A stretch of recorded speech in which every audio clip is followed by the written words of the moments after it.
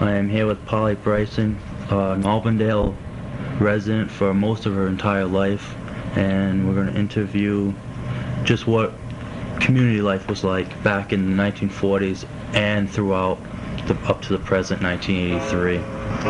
Mrs. Bryson, when you were growing up, were there any common areas where children congregated and met? Yes, most of the recreational activities centered around the Charles River. Weir's Cove, where we went swimming, and there were tennis courts there and swings and slides, and there was a bathhouse. Also, the river had canoe rides, the paddle boats, and that's the places that kids went mostly, the paddle boats with their parents and so forth, but Weir's Cove was where we spent many an afternoon. Did you belong to any organizations throughout your youth? Yes, most of them were centered around the church, such as the CYO and the church choir and their activities, and dancing classes, and that type of club. It was centered mostly in Auburndale. Actually, the church group, it was mostly the people that went to the church. The dancing classes, yes, that was varied, and that gave you more of a insight into the other people.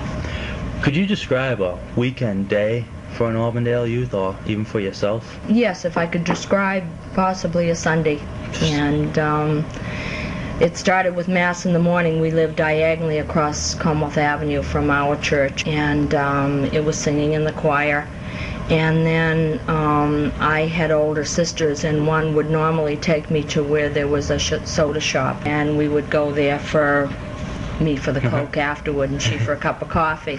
And then Sunday dinner, and in the afternoon it would be a walk to the Charles River and the paddle boats. This was when I was 13 and 14 years old, which would be in the 1940s. And then home for a light supper, a lot of walking. The Norumbega Tower was not too far from where the paddle boats were, and that was built as a type of memorial to the Norsemen that came over on the Charles. And it was on the partly in Weston, but that was a nice walk, maybe like an hour's walk there and back. And then in the evening, many times, we would walk to the West Newton Movie House. And so when I think back, it was a lot of walking, but of it centered around the Charles River, recreational activities there. Growing up in Auburndale at that time, it was mostly you were with family or close friends.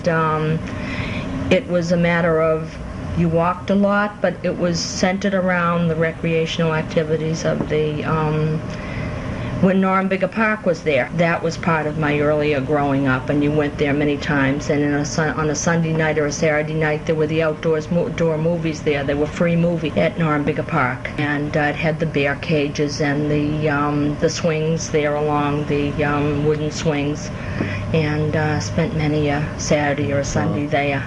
Park was sold in 1959 or thereabout, and the Marriott Hotel that now exists was built in the mid-1960s. That did change the area quite a bit. And across the street, Norumbega owned land previously, was proposed a building, an office building complex, but apartments are built there now. Part of that land also was retained by the city of Newton next to the Marriott for recreational purposes, so it's parkland. During the time I was growing up also, I had forgotten to mention the totem pole existed, and as a teenager that was wonderful. They had the old bands and didn't serve any alcoholic beverages and all, so parents weren't afraid for their teenagers to go there. It was absolutely a fantastic place, one of the old ballrooms that was destroyed by fire. Just a wonderful place to go. What about the main stores or any favorite soda pop shops where you would spend an afternoon? Actually not a shop right here in Auburndale per se, although what is still Key's Drugstore on the corner of Auburn and Melrose Street here, across from the library, did have a soda shop or a soda counter at that time. But it was the Riverside Recreation area that is off Charles Street, and that had a very, very large swimming pool with lockers, and it had a jukebox there. That's where you would spend many a summer afternoon, and it was wonderful. Wow. And it connected to the river, and recreational, there were games played there, softball and so forth. Coming up to more modern times in the 80s, are there any of those places still in existence? Actually, Weir's Cove is still there, even though the river got so polluted you haven't been able to swim in it for several years. But certainly there are the tennis courts there that are more modern than that. There is a type of area where people do go still for picnics, or a picnic table, and for softball games, and the recreation people use it quite a bit for structured use. How has the environment of Auburndale changed from the time you grew up and the time your children have grown up? Recreational activities, are there more now than there were when you were growing up? Actually, there are, I believe, less recreational activities within an arm's length. Now I think because there is no longer swimming in the Charles River, Weir's Cove, if you want to go swimming, you have to get in the car or on a bike to go to Crystal Lake, which is in Newton Center. There certainly are more recreational activities, but you have to go further to get to them. Putting an unfair question to you, would you rather grow up when you grew up, or would you rather grow up when your children were growing up?